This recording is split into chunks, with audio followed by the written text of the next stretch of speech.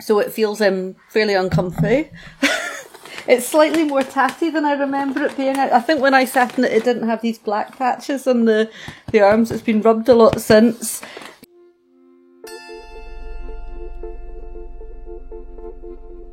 So a few times I did have to sit him down and ask him questions. And even then, of course, he went off on a tangent most of the time. But I would do that from the chair, and he would be wandering around. And I'd be there with the dictaphone on, thinking, oh, this is great. Maybe in some point in the next 50 minutes he'll get round to giving me an answer. But it was always an enjoyable and warm experience to be in that space and in that chair. I couldn't quite believe that I'd managed to somehow wangle this situation in which I got to sit in this chair and observe the way that Alistair worked. This is a lovely big room and very airy and light. Is this the room that you would write in? Could you describe this room, for example? Is this the room you write in? No. Well, maybe. This room is in my second wife's home. So no, this isn't a place I have written in all my life. I'm embarrassed by the effort to imagine where I've usually written. Because it's where I write where I happen to be living.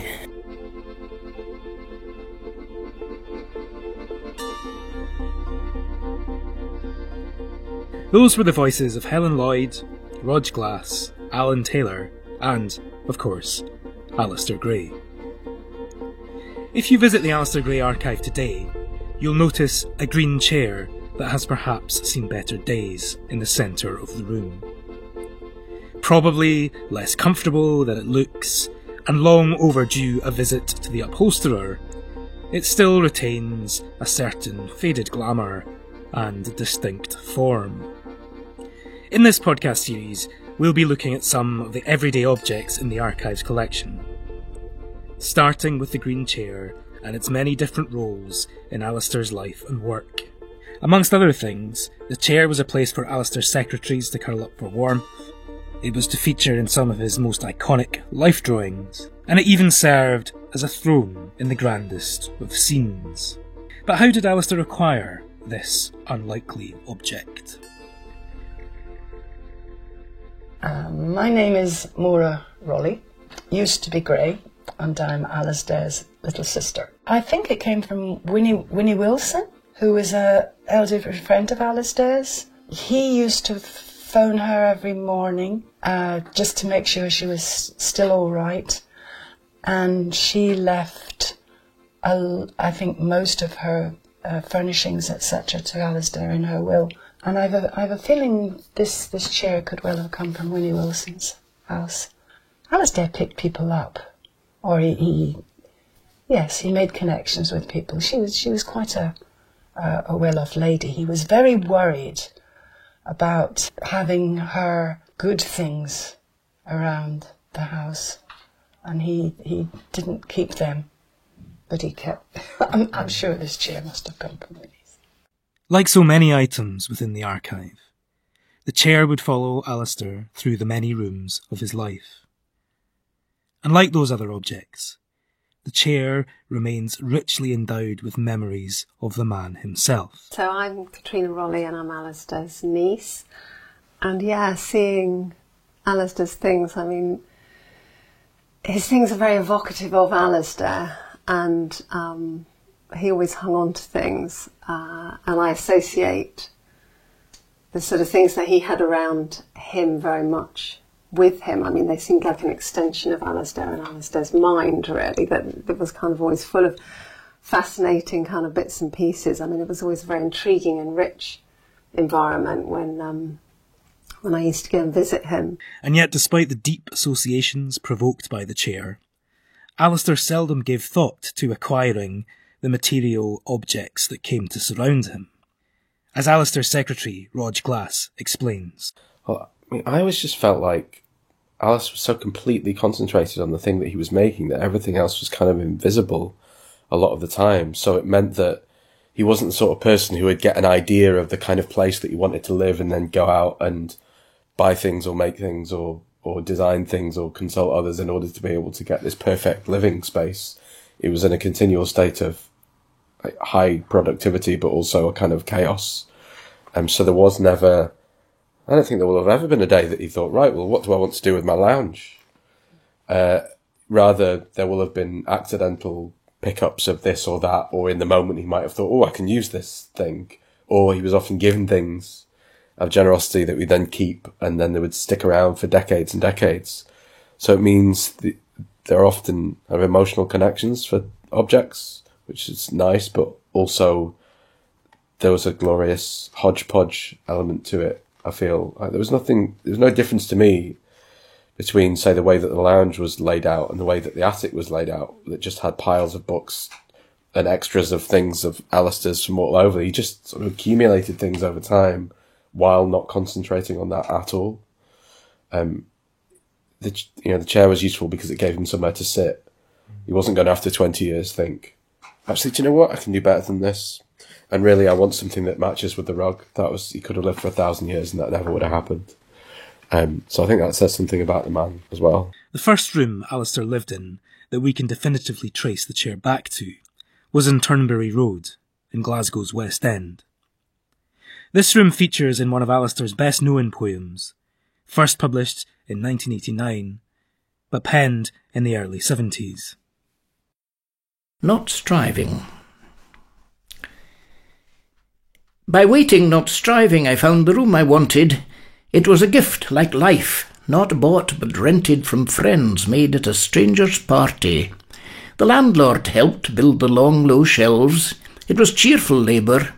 The carpet came from my aunt, the bay window from a dead architect, and frames a chestnut tree planted by a neighbour. But I fear cheerless labour lies behind every gift. It is sore getting babies out. Who built this room were badly paid. Even gifted carpets had a weaver. By waiting, not striving, I met the woman I wanted. She stayed a while like air when breathing is easy. Worst strife was to keep those who liked me least and kept strife only. My tight grip hurted them and myself, and we parted badly. This woman moved on like the air, she unhurt and I undaunted. But I fear hard breathing is part of every climb, that the easy grip is cool, the sore grip warm, that bad partings mean more than kind leavings, and love cannot last without doing and suffering harm.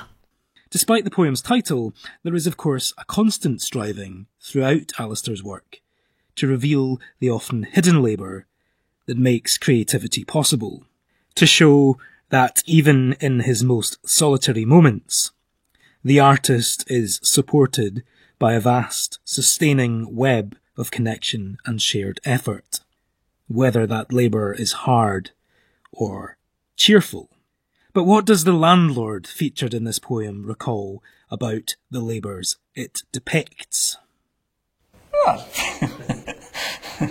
it's nice to be included in a poem by the great writer. I'm Gordon Lennox. I'm a retired advisory service in education, and I live in Ladybank with 4 hens and my second wife and 2 dogs. I think this flat that we had is a process of doing it up, and at one point they were knocking down some flats in Byres Road, and there's a lot of floorboards stacked up, for taken away, I suppose. So I can't remember if it's me that spotted him or Alistair, but he said, "Oh, you could use some wood. I would like some shelves here." So the 2 of us walked down to Byres Road, and had half a dozen planks under him at one end, me at the other, and we walked him up and made the shelves that way. So, do you know Alistair had a thing? I think Billy Connolly asked him once, how do you set the prices for your paintings if you're doing a commission, And he said, I base it upon what the person that's buying it earns. So, for example, there was a lot of Alistair's friends who were penniless, so they would get it for pennies. And other cases, maybe some lawyers in Glasgow, they would pay a bit more.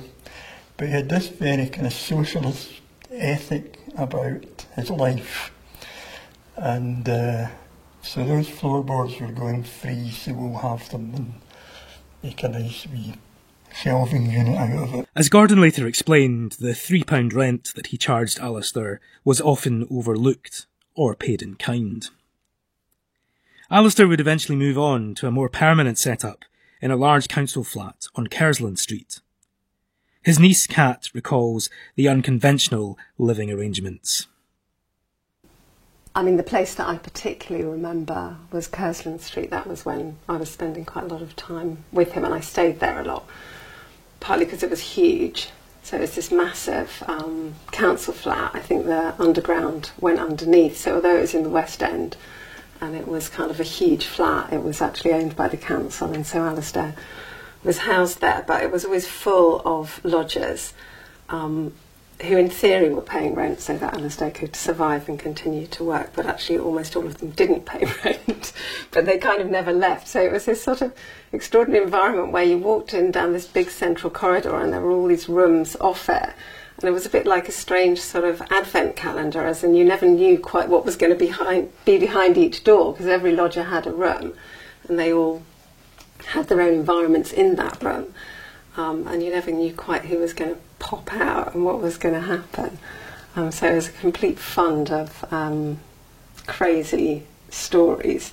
So it's funny seeing the things here because they bring back those memories, but of course it just seems like a much sort of smaller version really of this kind of crazy anarchic environment with all of Alistair's things and all his easels and all his paintings, because he always lived and worked in the same space, and I just used to find that so cool when I went to visit him. He had one room out of this sort of huge flat, and he would always, you know, his bed was there, his easels were there, these massive canvases, the paintings, the writing, and it was all just happening in this single live-work space, which really made a huge impression on me and just seemed like so extraordinarily kind of alive. It was such a creative space. I mean, literally there was sort of everything happening in there, and then all the sort of madness of the different lodges happening around there. But it was an incredibly free space for me. Kersland Street became a regular setting for some of Alistair's most iconic life drawings, many of which featured the chair. Long-term friend and life model May Hooper explained the process of sitting for Alistair to the archive's custodian, Saoirse Dallas. It was quite spontaneous. He quite liked, if you were on this chair, to have your hands like that. He did like that. He liked that almost, and it was a kind of straight pose. He did like that. He did like this chair. There were many on this chair. I don't remember exactly the colour. It was a greeny sagey colour, biscuity. I think it was covered. It wasn't covered in this. All the springs were hanging out. It was hellish. And his bed was exactly the same, because I don't know if you've seen the drawings / paintings, because they were half drawings, half paintings. Yes, and I remembered it being a sagey colour and with some sort of design on it, but I couldn't remember exactly what. He did what I liked with this chair, because he absolutely loved the shape, and so do I. I love the shape as well. The chair, itself a gift from a friend, would now become witness to a fruitful and lasting friendship. Remember, I was never a paid model. I was his friend, so I didn't work ever for Alistair. We had no working anything agreement. It was just nice, and he was very good for me. It was a time where I had was waiting on a divorce, and he in many ways saved me, because he would say, just sit down, just relax, and then I would be there with maybe a winter's day with a big jumper on and a big skirt, and I thought, you'll never be able to do that, because there was lots of ribbed knitting work, And he managed to do it with a pen. He did it. And these were some of my favourites, which I doubt I'll ever see again, but these were really good. And he did all that. And by the time he'd started, I would be blethering away. And we were actually very alike. He would have his tongue out, and I could find myself mimicking that. I would just mirror it, because when I'm concentrating, my tongue's hanging out as well. So it felt quite a natural thing. It was really, really natural, and I always wore when it got to the nudes, I always wore a dressing gown, and he would say, "Do you want to drop it now?" And I would say, "Okay, let's talk about something." So if we talked about something, I would relax. I couldn't relax unless we spoke about something, and it was really good for me because I was able to, I suppose the word is vent, and he would. Vent as well, because it's therapeutic in a way for both of you. Yeah, we both of us were particularly unhappy at that time, but we made each other happy as friends. The latter half of Alistair's life would be lived on Kersland Street, and then Marchmont Terrace, the home of his second wife, Morag. These flats were only a few minutes' walk from each other, and this small corner of Glasgow's West End would become the centre of Alistair Gray's universe. Familiar objects, people and places were gathered around Alistair, creating a kind of cockpit for his sprawling imagination. Secretary Helen Lloyd explains this love of the local. I think Alistair just liked the objects that were around him. He liked the familiar, and that's why, rather than painting kind of grand things, he liked the people around him and his friends, and so there was a familiarity in it. Well, I suppose in Alistair's writing, he, of which I'm not an expert, I've just typed some bits of it. He makes a point of talking about Glasgow, and that being the centre for him, and instead of London or Paris, or kind of other cities that people would think of writing about. And there's a famous quote in Lanark about that, isn't there? And I remember he was writing to a publisher or somebody where he said, I would come and on the speaking tour or this for this opening or whatever it would be, but London's just so terribly remote, and then guffawing with laughter how pleased he was that he'd reset where the centre was. So I think that was definitely a recurring theme in his worldview. For Alistair's sister Mora, this rootedness was partly a response to early attempts by Alistair to make it in the south. He just wanted to gather things round him that reminded him of the people, and I think when something was given to him, he appreciated most of the things that were given to him.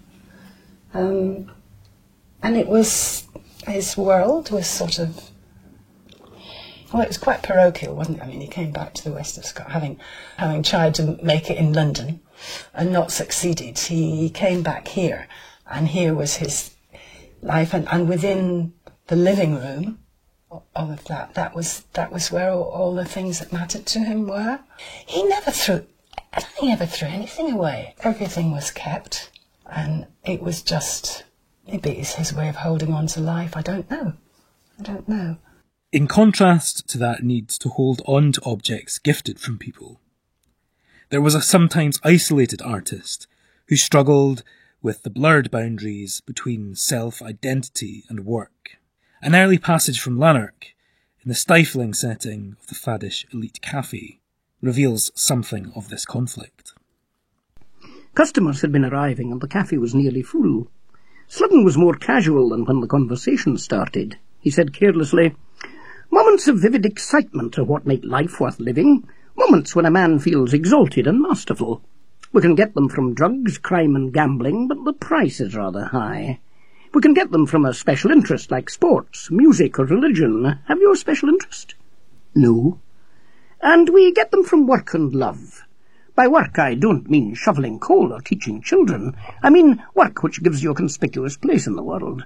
And by love I don't mean marriage or friendship. I mean independent love which stops when the excitement stops. Perhaps I've surprised you by putting work and love in the same category, but both are ways of mastering other people." Lanark brooded on this. It seemed logical, he said abruptly. What work could I do?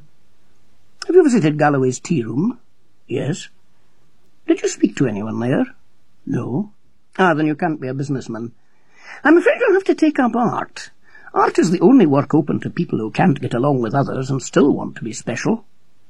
Oh, I could never be an artist. I've nothing to tell people. Sludden started laughing. You haven't understood a word I've spoken. Lanark had an inner restraint which stopped him displaying much resentment or anger. He pressed his lips together and frowned at the coffee cup.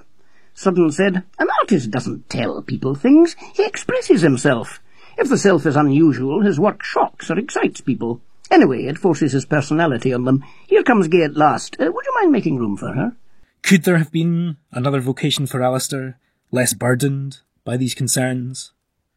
Mora again.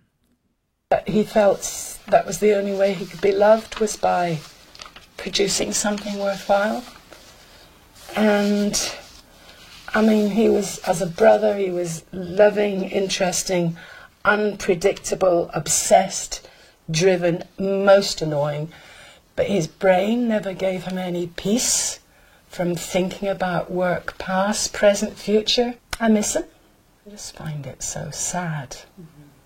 Because his family loved him, he could have been a bricklayer. Or, I don't know. He couldn't have been a bricklayer. He couldn't have been you're right. He couldn't have been a bricklayer. You're absolutely right. Aside from an abortive stint as an art teacher, there was little hope of Alistair attaining the affluent and stable life that many of his generation strived for, willed on by parents who had known leaner times. Yet it was precisely Alistair's working-class origins that he cited as the main source of his creative drive. He explained this to Edie Stark during a 2007 interview. Of course, I came from a working-class family, and so my feeling was that what we do, the reason for people living, is to make good or useful things. Of course, I didn't want to make ordinary good or useful things. I did not want to work in a factory. I did not want to work in an office. My parents would have wanted me to go to university and become a professional individual. They'd grown up during the Depression, and they thought that people who became teachers or doctors, which they regarded as honourable things to be, because a teacher exists to reduce ignorance and spread knowledge, a doctor exists to reduce suffering. I never made any living by painting murals. I did them to produce a great work of art. And Naomi said unto Ruth, My daughter, wash thyself therefore, and put thy raiment upon thee, and get thee down to the threshing floor. But make not thyself known unto the man, until he shall have done eating and drinking.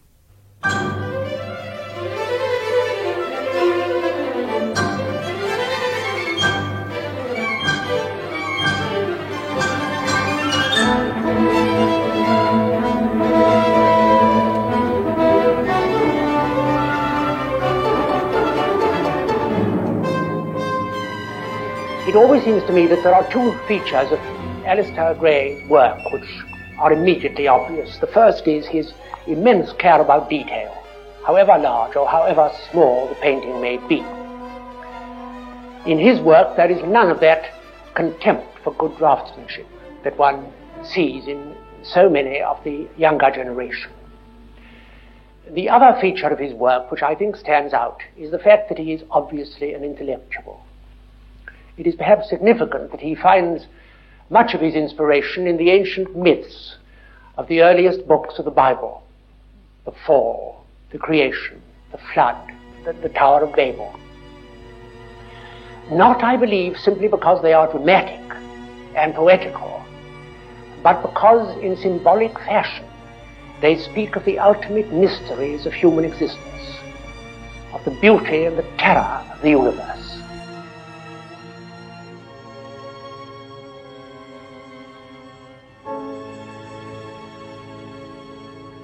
An appreciation of Alistair's early mural work from the 1964 BBC documentary Under the Helmet there. But these grand themes have, perhaps in a slightly Grey-esque fashion, spiralled from the original topic of this podcast, the humble green chair. With the aim of getting things back on track, I sat down with the archive's custodian, Saoirse Dallas, to talk through some of the images in which the chair appeared across Alistair's career. Yeah, I mean, the one that I really remember vividly, which is, it's a green chair now, it's upholstered, but it used to have a floral sort of pattern on it, and it was the Juliet in red trousers, which I always remember being in his living room when I first visited. She's sort of nude from the waist up. It's an oil painting, which is quite unusual because he didn't do, because it cost so much to produce oil paintings, he didn't make a lot of them. And then the series that I've grown to really love so much too is the series, the May Hooper series, particularly the ones that he went then back to. So it's the May Hooper series from they started in 1984, but then went back to and completed in 2010. And I love them because not only have you got that chair and the great sort of detailing around the drawing of May, but I think it really shows Alistair's style to the great effect that, using the kind of brown paper as the mid-tone, lightening and darkening down on top of it. But if you look at the range of kind of mark making within it and the kind of abstract lines and forms that for me kind of really translate and connect to some of the designs or the typesetting that he did within the books too. So, and also in many of the images, she's almost sitting on this space, which is sort of hovering on this rich blue background, this sort of Hockney-esque blue that I feel is so kind of rooted in the sort of 70s or a particular period in British painting. So, I really love that whole series. And then obviously it appears too within the Greenbank Church of Scotland mural. I suppose here what's happening is the chair is essentially being used as a throne for the character of Boaz, who is a prince within the biblical story of the Book of Ruth.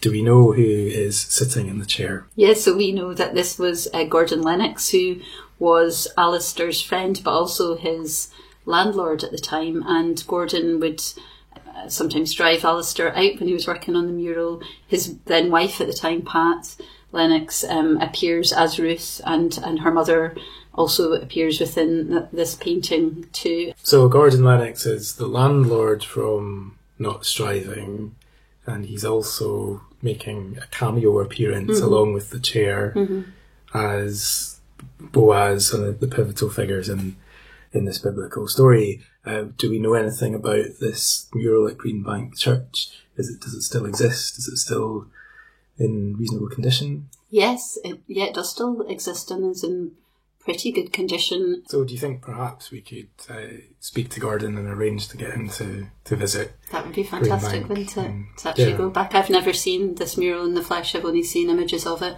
Quite a few of the other ones, like out at Palace Riggs or in other locations outside of the city centre, I haven't been able to go and visit. And obviously, sadly, the Kirkfield Bank, which was destroyed a few months ago, I was involved with helping Alistair renovate that. So I'd be so fascinated to go back and actually see it in reality. And it'd be fantastic to have Gordon to sort of talk us through and be our guide to learning more about this fantastic piece.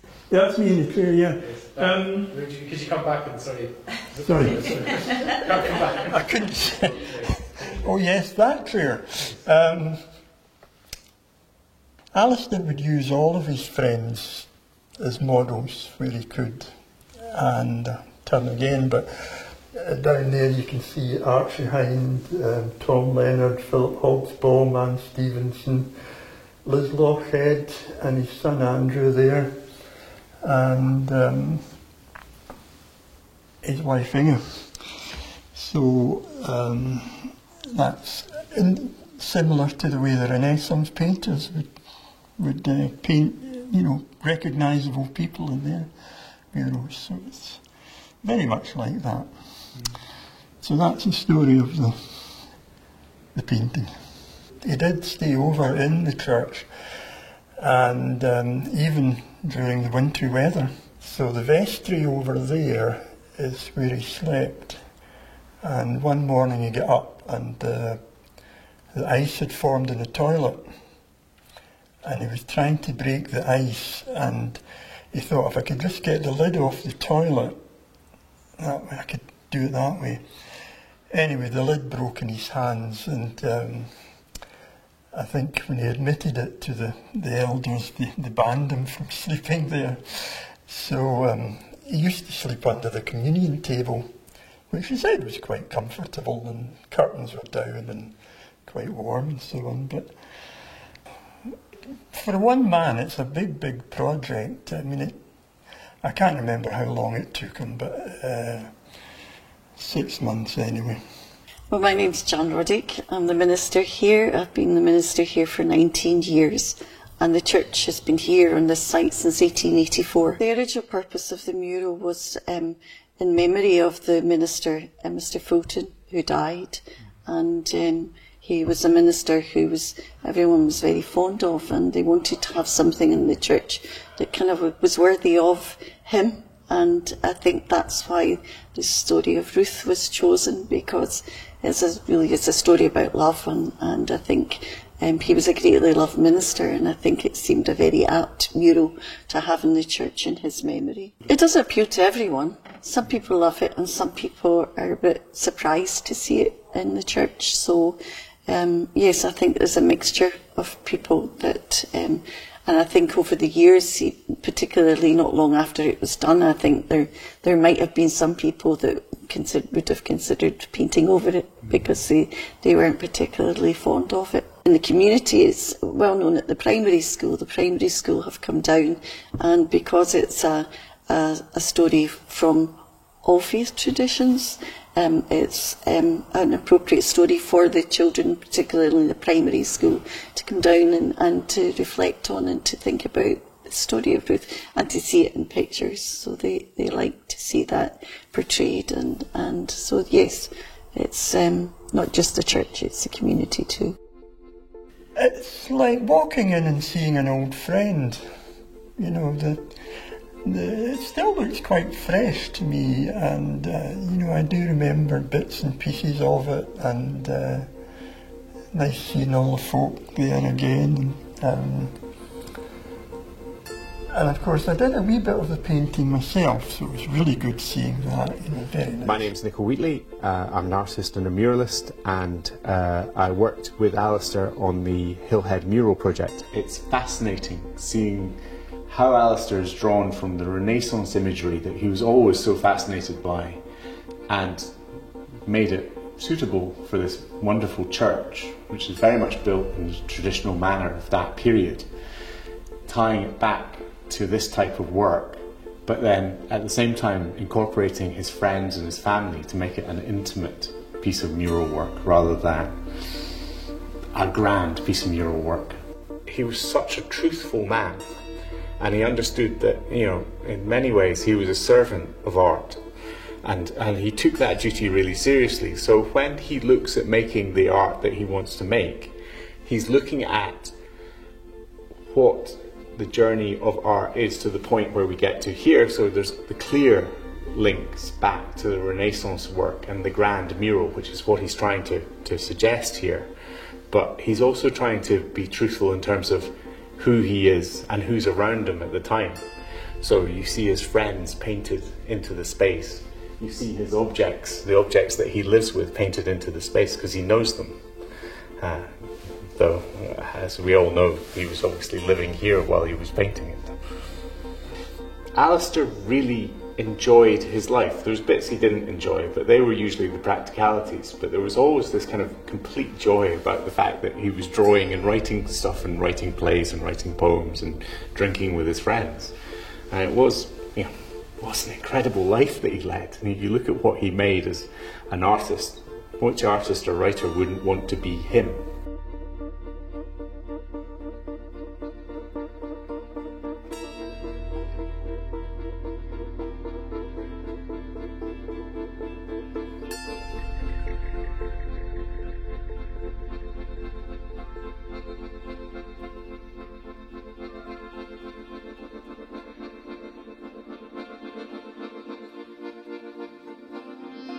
Unlikely Objects Mostly is produced by me, Christopher Silver, for the Alistair Gray Archive, with support from the Scottish Graduate School of Arts and Humanities and research assistance from Kim Crowley. The music is composed by Scott Twynham, and the recordings from Greenbank Church were by Kevin Cameron, with additional material included by kind permission of Lehman Productions, Lucy Mackenzie and Canongate Books. A full list of credits and contributors can be found on the Alistair Gray Archives website.